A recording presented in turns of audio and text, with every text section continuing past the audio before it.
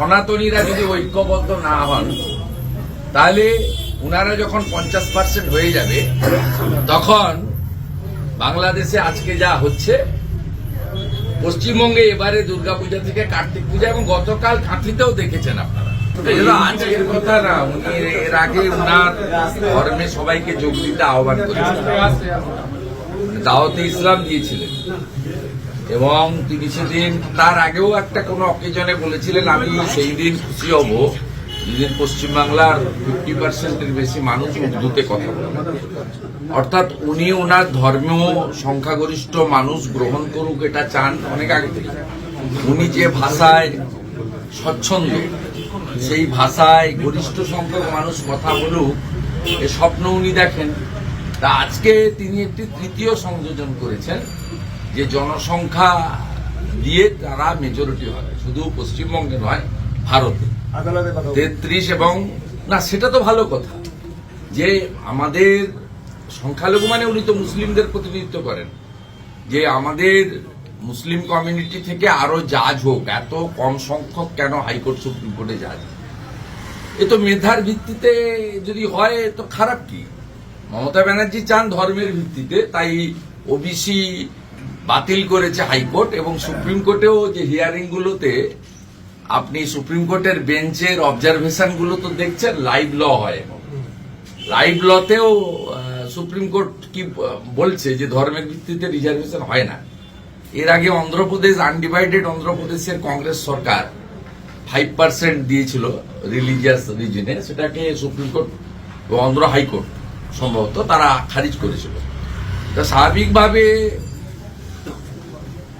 আমাদের যে রীতিনীতি তাতে আমরা মনে করি যে মেধার ভিত্তিতে সে হিন্দু হোক, মুসলিম হোক, শিখ হোক, জৈন হোক, পার্সি হোক, খ্রিস্টান হোক, বুদ্ধিস্ট হোক, প্রত্যেকেই তার যে অন্তর্নিহিত লুক্কায়িত প্রতিভা সেটাকে বিকশিত করে উচ্চ পদে যাক। কিন্তু কখনো ধর্মের ভিত্তিতে, সম্প্রদায়ের ভিত্তিতে এটা হওয়া উচিত নয়, ধর্মের ভিত্তিতে হওয়া উচিত নয়। উনি সেটা চাইতেই পারেন যে আরো বেশি সংখ্যক মুসলিম ছেলে মেয়েরা শিক্ষা দীক্ষা নিয়ে জাজ হোক হাইকোর্ট সুপ্রিম কোর্টে, দ্যাটস অ্যানাদার থিং, তাতে তো আমি আপত্তি দেখি না। কিন্তু এই যে ভয়ঙ্কর কথাবার্তা যে ভারতবর্ষে আমরা 17%, পশ্চিমবঙ্গে 33%, আমাদের সংখ্যাগরিষ্ঠ হতে হবে, তার মানে সংখ্যাগরিষ্ঠ হলে সংবিধান চলবে না। সংখ্যাগরিষ্ঠ হলে বাংলাদেশ, আফগানিস্তানে, পাকিস্তানে যা হচ্ছে তাই হচ্ছে। একটা সময় আফগানিস্তানে কাবুল শহর তার অর্থনীতি, তার ব্যবসা বাণিজ্য সব শিখ এবং আমাদের জৈনদের হাতে ছিল। একটা সময় ইসলামাবাদ, লাহোর, করাচি, বড় বড় সিটিগুলো সব হিন্দু, শিখ, পার্সিদের হাতে ছিল। আজকে সেখানে কার্যত শূন্য করে দিয়েছে। যখন 50% পেরিয়ে যায় ওরা, তখন তো সংবিধান চলে না, তখন মুসলিম পার্সোনাল ল বোর্ডের যে আইন আছে সেটাকে চালু করা হয়। হ্যাঁ, অর্থাৎ স্বাভাবিকভাবে উনার কথাবার্তা খুব ভয়ঙ্কর। সংবিধানকে হাতে নিয়ে এদের লাজ লজ্জা নেই। আর পশ্চিমবাংলার মানুষও ইস্যুতে ভোট দেন না, সমীকরণে ভোট দেন।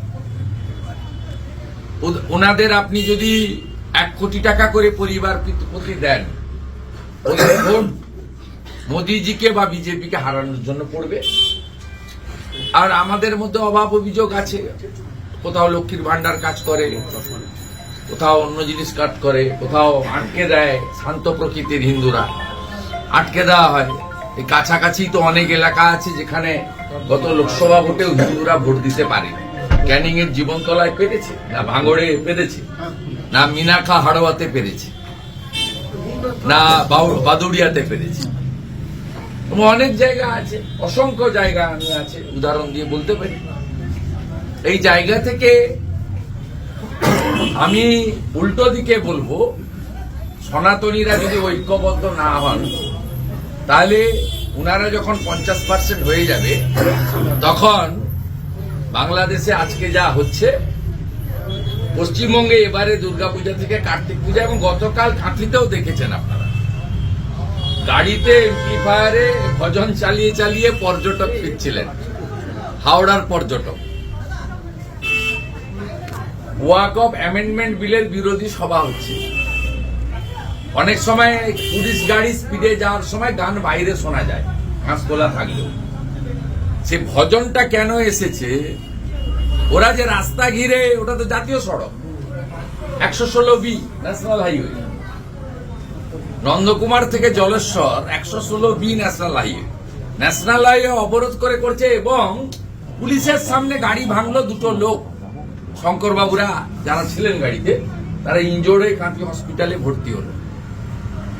টিল নাও একজনও অ্যারেস্ট হলো না।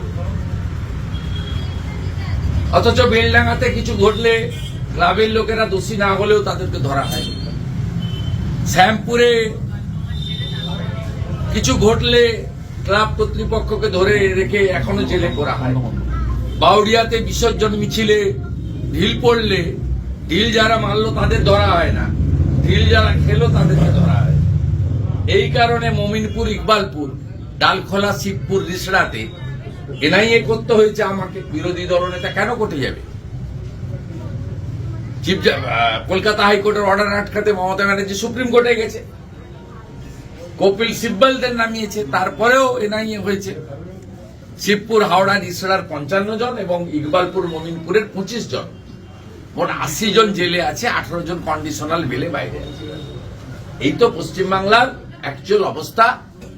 এ মমতা ব্যানার্জি শুনে রাখুক, 46টা এমএলএ হয়েছে এখন ওদের।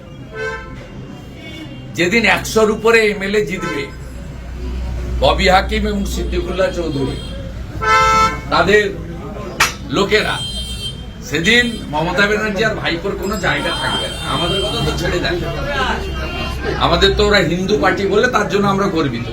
যদিও মোদিজির কোন স্কিম পার্টিকুলার কোন কমিউনিটি বা ধর্ম সম্প্রদায়ের জন্য নয়, দেশবাসীর জন্য। তার প্রত্যেকটা জনকল্যাণমূলক স্কিম। কোভিডের ভ্যাকসিন মুসলিমরাও নিয়েছে, হিন্দুরাও নিয়েছে, রেশন হিন্দুরাও নিয়ে আসে, মুসলমানরাও নিয়ে আসে। তবুও হিন্দু পার্টি বলে আমরা গর্বিত। হিন্দুস্থানে আছি, হিন্দুদের পার্টি, নো প্রবলেম। যে 100 যেদিন পেরিয়ে যাবে সেদিন পিসি ভাইপোর পাটটা উঠে যাবে, এইটুকু আমি তৃণমূলের হিন্দু নেতাদের বলতে পারি। একটু একটু ছোট ছোট আপনারা শর্ট ফিল্ম দেখছেন, সন্দেশখালীর এমএলএর মার খাওয়া দেখেছেন, মিনাখার এমএলএর মার খাওয়া দেখেছেন, সুশান্ত ঘোষের গুলি খাওয়া দেখেছেন। একটু একটু দেখছেন ছোট ছোট শর্ট ফিল্ম, 2 মিনিট 2.5 মিনিট। এরপরে 2 ঘন্টার পুরো ফিল্ম এরা দেখাবে।